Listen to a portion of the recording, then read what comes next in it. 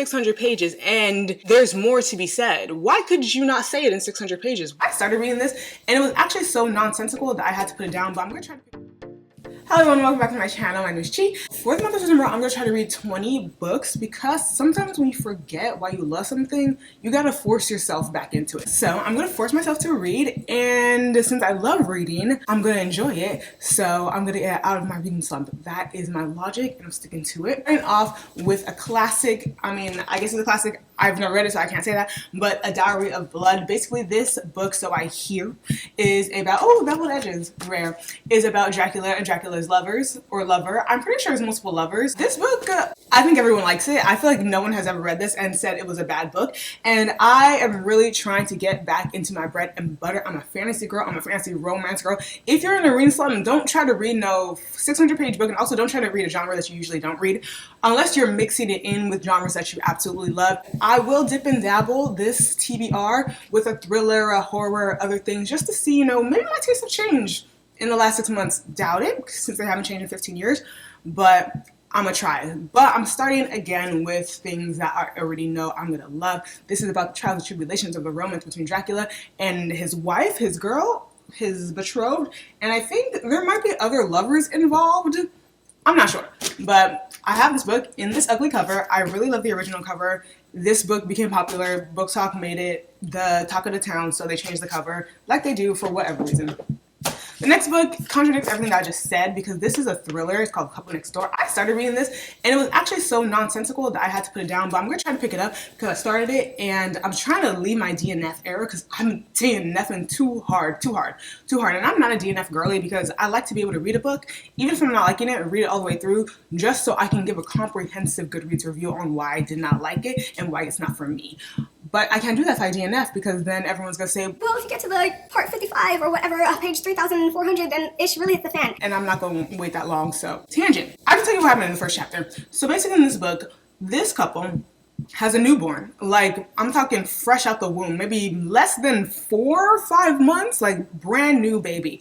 And we open up this book and the parents of the brand new baby are at their neighbor's house for some type of random party, and they left the baby at their house. Yes, they are next door, but how you gonna leave a newborn with no supervision, like no baby cam, no nothing? Like, they just went next door to celebrate who knows what. I don't know what is so important that you gotta leave your newborn baby by itself in a house, but that's what they do.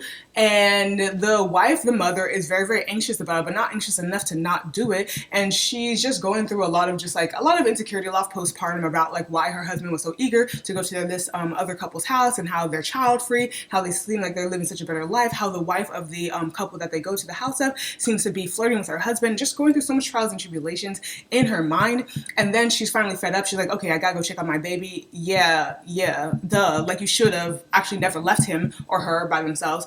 So they go back and the baby is gone.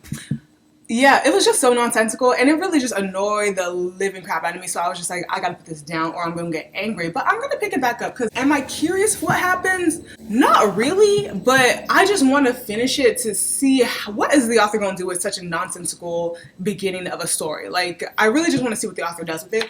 And I want to mix in other genres other than fantasy and romance. So that's where that comes from. This book, I'm pretty sure it's a YA romance. I mean, you can tell by the cover. It's cutesy. Gorgeous characters on the cover. Elise Bryant, which is one of my favorite Black YA romance writers, blurbed it on the back.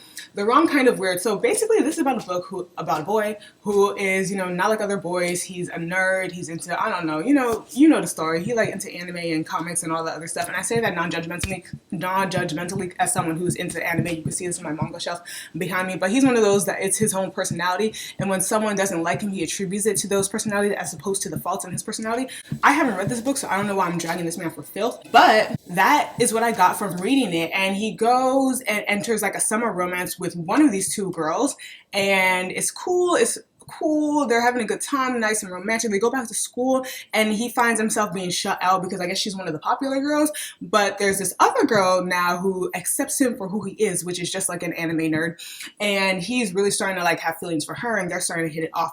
So I am going to read this book.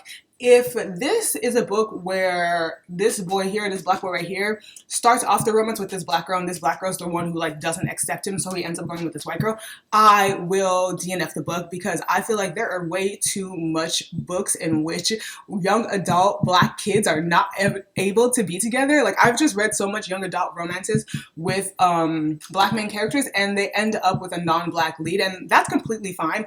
But it's OD at this point. That was way too much for a book I never read. This is a book that I've had for so long. It's a hockey romance. It's a sports romance. There was a time where sports romances were all people were talking about, and I could not figure out why, because sports romance to me doesn't really seem to be a genre. It's just a type of romance. It's just romance, but the setting is someone plays sports. But anyways, sports romance were such a big thing, and I got this during that time because there's a grumpy sunshine trope where the woman is actually the grumpy one. Usually the man's the grumpy one, so I love a change of pace. And then the man is the sunshine. I think the woman is also disabled in some way. So yeah, it's a slow burn sports romance. I want a good slow burn. I only like slow burns. Like, I've never been one for insta love or any other type of thing. I really feel like it's insta love or it's regular burn or a slow burn. I love a slow burn. I want to see how they do the grumpy sunshine where the man is the sunshine. I don't know if I'm gonna like that just because why you so happy, but I have this for a long time. It's a contemporary romance. Romance is one of my big three. It's one of my bread and butter, and if anything's gonna get me out of a reading slump, it's a slow burn romance. This book has the cutest cover ever. It's called Love in Winter Wonderland. I haven't said the name of any of these books. Always Only You. The wrong kind of weird. Yeah, actually, I might have. Anyways, I'm gonna start saying the names of them now. Love in Winter Wonderland. This is so cute. The cover is just so cute. It's basically a black romance set in a black-owned bookstore at Christmas time. If that feel good as heck, it just seems so feel good. I'm pretty sure Abiola is a Nigerian name down, British Nigerian author. So, you know, I gotta read it. I think that's probably the first reason I picked it up, because there's a Nigerian author. But basically, it's just a cutesy, low stakes, low drama romance about a boy and a girl who work in a bookstore, and their area is about to be gentrified, so they are trying to keep the only black owned bookstore in their area alive. So I think they just go, you know, tag team, and then they fall in love. I love it. It sounds cute. You know, sounds cute, sounds lightweight, as opposed to this one. This is called I Want to Die, but I Want to Eat the Pookie. This is basically I don't know if it could be classified as a memoir. Oh, part memoir, part self-help. Basically about a girl, and it's her conversations with her psychiatrist in her darkest times. And yeah, in her darkest times. So it's basically told in conversationally. I don't know if the cast is going to be too bad, so you can't see it, but it's told basically in a lot of it is just the bulk of it is just a lot of dialogue between a psychiatrist and this girl.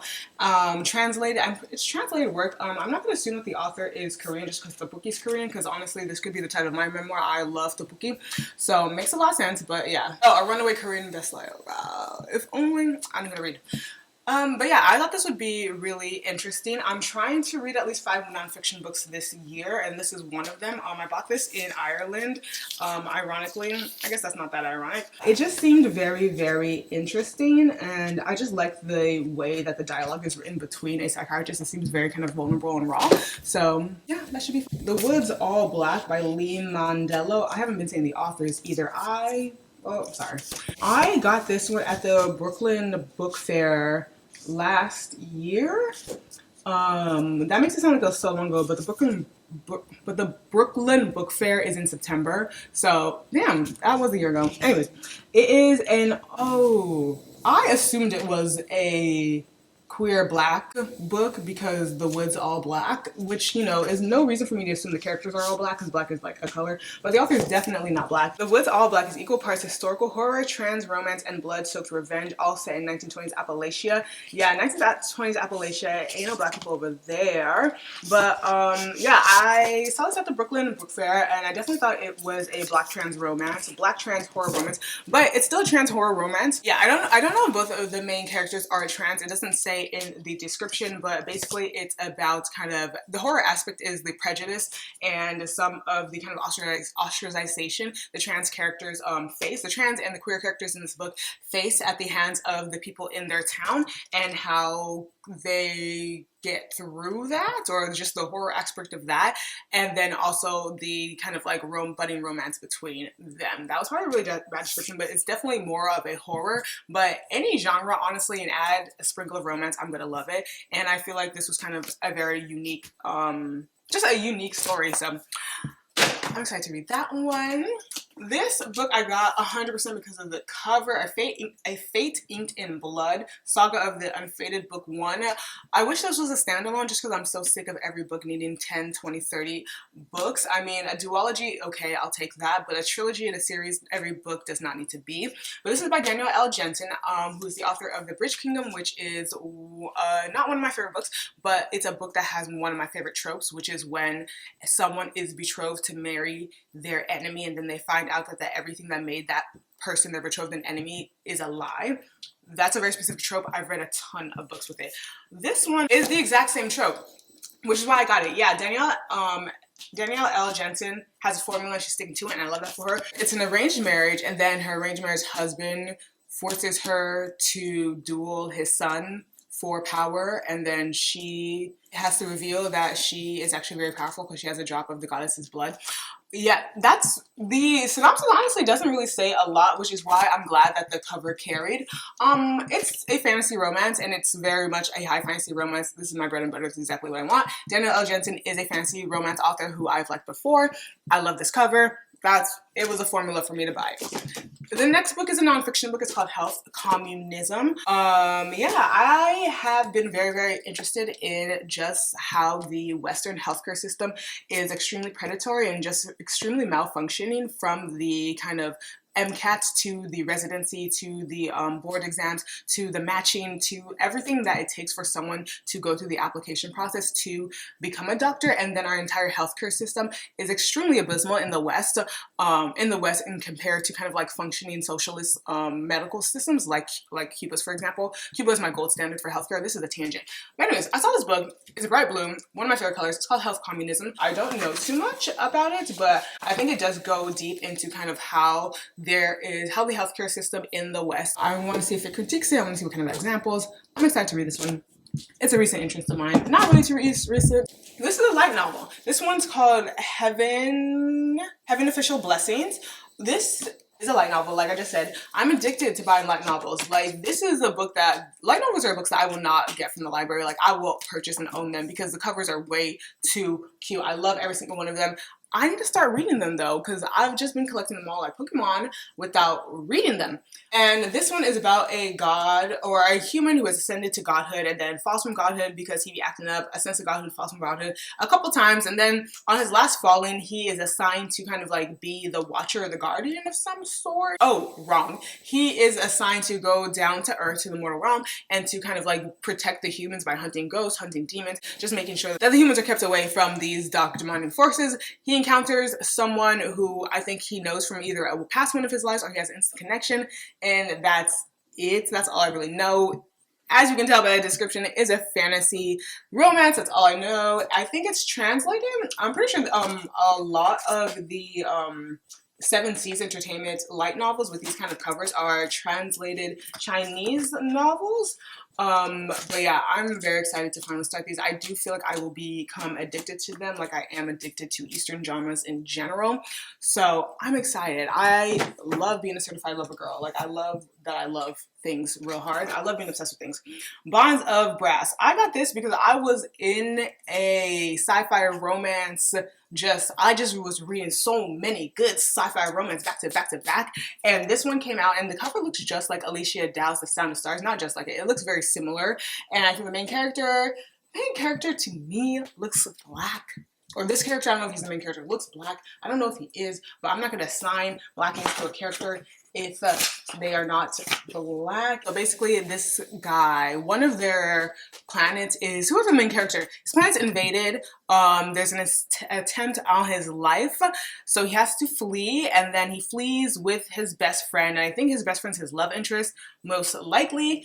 And then he has to decide whether or not, he finds out that he's like the heir to like rule the planet that's been overtaken. So he has to decide whether he wants to rule or if he wants to like join forces with the army or the soldiers and destroy the people who took over his planet and the people who tried to assassinate him. Something of that sort. I'm here for the space opera combined with romance. I haven't heard anything about this in a while. I think it's YA. I haven't heard anything about this at all, which is interesting because it seems like the type of book that'll get the people going. The Overnight Guest. This is a thriller. The Overnight Guest, you can tell it's, the type of thriller. This person goes out in the woods where the closest neighbor is 5 miles away. They are by themselves. Then things that happen in thrillers and horror start to happen. She sees a child outside. She goes to take the child inside. Things start happening, lights go off, horror elements. I'm gonna read a horror thriller and see if I can actually be scared. I don't watch horror movies just because I don't really like them and I have never really liked them, but I want to see if I like them in a medium that I'll enjoy more. I just enjoy books more than I enjoy movies, so I am going to see if I like this thriller movie. It's very generic thriller horror, so I'm hoping because it's that, I don't know, I'm going to get the same feeling that people get when they watch horror. The North Wind by Alexandria Warwick. I got this in the library, the bookstore of the airport, because when I'm on vacation, airport bookstores are free reign for me. I'm in the airport, I should have a good book. And I got this because it is a standalone fantasy romance. Standalones are a dying breed and they need to come back with a vengeance because I'm so tired of having to read 5, 4, 10 books to get through a story. I think we've lost the art of being able to begin and end a story fully when it comes to fantasy and sci-fi. Contemporary, they still got it. But this is the Beauty and the Beast retelling and a Hades and Persephone retelling. I love retellings, and Beauty and the Beast and Hades and Persephone are my favorite retellings. Fairy tale and Greek retellings, love them. Combine the two, I'm obsessed. And it says enemies to lovers, of course. There's not a fantasy romance girly that does not love enemies to lovers. My thing about this book and the book industry in general, it says for fans of Sarah J. Maas, don't like her books. Jennifer L. Armentrout, I do like her books. And Scarlett St. Clair, Why don't they give a book a fanny's chance? Why do you blurb or say that this book is a fan of such polarizing authors? Why don't you just say it's a fan of people who like fantasy romance and enemies to lovers? If you put those author's name, you are inviting just the same amount of people that you are alienating by doing that. To be honest, and I'm susceptible to that. If you say a book is inspired by something by Dr. Ananda Okorafor, I'm going to buy the book because I love Dr. Ananda Okorafor. The reverse for Sarah J. Maas. If you say it's like Sarah J. Maas, I'm gonna be like, oh, okay, so this is hot trash. Yeah, I'm excited for a standalone fantasy romance. Next book is by a book talker, A Broken Blade, The Halfling Saga. I started reading this. I'm actually halfway through. And it's a good book, honestly. It's by a book talker. I saw it because of the blurb. I didn't know when I bought it, but the blurb says, to book talk from one of your own or something about it, or something like that. And I was like, oh, that's cute. I expected it to be bad, just because I'm a hater. But it's actually really not. So it's about a girl. She is part of the King's Guard, and she's a halfling. So a halfling is someone who is, I've already forgot. I think they're half fae, half witch? Half fae, half human or something. But the current king of this time period is killing all the halflings. And if they're not killed, then they're placing them part of the king's royal guard, which is basically the guard to kill other halflings and to just wreak justice, quote unquote, within the kingdom, this realm. The main character in this is the king's number one, so the king's right hand, so the king's best killer. And she's obviously a halfling who's had to kill many halflings, so she is, has to grapple with that. This book also deals with alcoholism, which I've never seen in a fantasy book before. I feel like I rarely ever see even alcohol in a fantasy book, so that was a very interesting aspect. But basically she ends up joining forces with someone who's kind of a vigilante in this world, and they are trying to overthrow the king. So she's trying to do that while still remaining the king's right hand man, so that they do not get found out. So that's what it's about. It's really good so far. I really like the main character. It's really good. I don't know why I set it down. There's no reason for me to set it down and pick it up. High stakes, a lot of intrigue, a lot of characters, a lot of interesting magic systems. So yeah, I'm liking it so far. I'm liking it so far. That sounds so lackluster, but it's a good book. Daughter of the Moon Goddess. This book I've had for way too long. I bought it immediately when it came out. Oh no, I got this as a gift and I wanted it immediately when it came out, but then I just started reading other books and I did not read this. Why is the light going in and out? Yeah, so this book is the debut novel. It's a chunker. It's really thick. Basically, it's based on Chinese mythology, I'm pretty sure. It's based on the mythological story about a young girl who wants to free her mother. And in order to free her mother, she must pit herself against a god, and she is just like a human. And it's also a duology, which really attracted me to it because, again, I'm very anti-series, anti-trilogy. 2 books max. That's all you get. That's all you should need in this day and age. But people want to make money. If someone likes the characters, especially in the realm of kind of like book talk and hype, and just like, you just want to continue with what you know is going to get the people buying it, whether or not it's a good story or not. So I understand the capitalism of it all. I hate it. That Time I Got Drunk and Saved a Demon by Kimberly Lemon. Kimberly Lemon writes these very cute, low stakes, cozy fantasy romances, and I love every single one of them. Usually every single one features a woman of color. Actually, I think every single one features a black woman. Every single one that I've read features a black woman. So I absolutely love that. Literally, the covers are so freaking gorgeous. I have them displayed all over my loft. Absolutely adore them. So this one, the title says all. That Time I Got Drunk and Saved the Demon. And all of her titles are very similar like this. So I love how kind of it just sets the tone for what you're going to read. You're going to read something light, something fluffy, something cute, but also like there's stakes in it, obviously. So I just love Kimberly Lemon. She might even be one of my favorite authors. Like, it's a great palate cleanser. If you're reading something, if you're in a slump, she gonna get you out of it. Vanessa Jared's Got a Man by LaQuette. I was attracted to this because of the fine ass dark-skinned woman on the cover. Romance with a woman who is a divorcee, and she's also over 40. Maybe because I'm getting old, but I've been really attracted to books that feature characters that are not in their 20s and 30s. So I love that this main character is a divorcee. I love that she is over 40, and I love that it still kind of has the description of kind of like, you know, what you're looking for in a contemporary romance. Like I say, it's really smart, it's sexy, all of these other things. It's slow burn, there's a lot going on, and you also get to see the different perspective of a woman who's living in her 40s as opposed to kind of like the new adults characters that we see every day. The last book, I have to pick this up with 2 hands. Cassandra Clare is the name of the author, not the book. The book is called Swordcatcher. I've read one Cassandra Clare book, and it is the first book in City of Bones, and then I don't think she's ever written a book outside of City of Bones. That series has 11 freaking books in it, and, you know, like the capitalism of it all, like that's why, you know, that's just the era that we're in.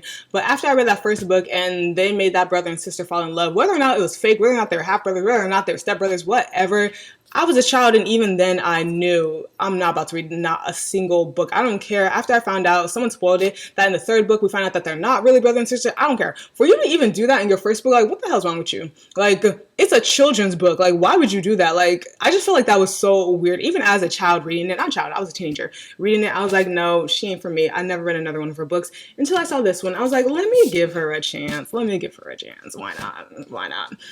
This book is huge, and also this says book 1, I'm pretty sure. It does say book 1. Yeah, it's a start to a riveting series. How your first book this big, 600 pages, over 600 pages, and there's more to be said. Why could you not say it in 600 pages? What else is there? Like, I just feel like people start series, and when you start a book with the intention of it being a series, you start to fill it and start to make it unnecessarily a series when it could have just been 600 pages, Miss Claire. But yeah, someone was talking about how readers are the #1 people to complain about the length of a book, and they're right. I love to read. I love a thick book, especially if I'm loving it. I never want it to end. Here I am complaining. But I don't know about this book. I'm going to read the back of the book because I don't know what it's about. Forbidden love, dangerous magic, and a secret that could break a kingdom. Yeah, fantasy romance. Like I said, that's the theme of this September TBR. Love it. I mean, I don't love it. I never read it. That's it. That's all the books, 20 books I plan to read. Let me know if you've read any of these books. If you think I'm going to DNF any of them, because I probably will, because I'm in my DNF era, unfortunately. And I will talk to you guys at the end of the month, probably before that, and tell you how all these books are, because I will finish them. Best believe. Talk to y'all later. Bye.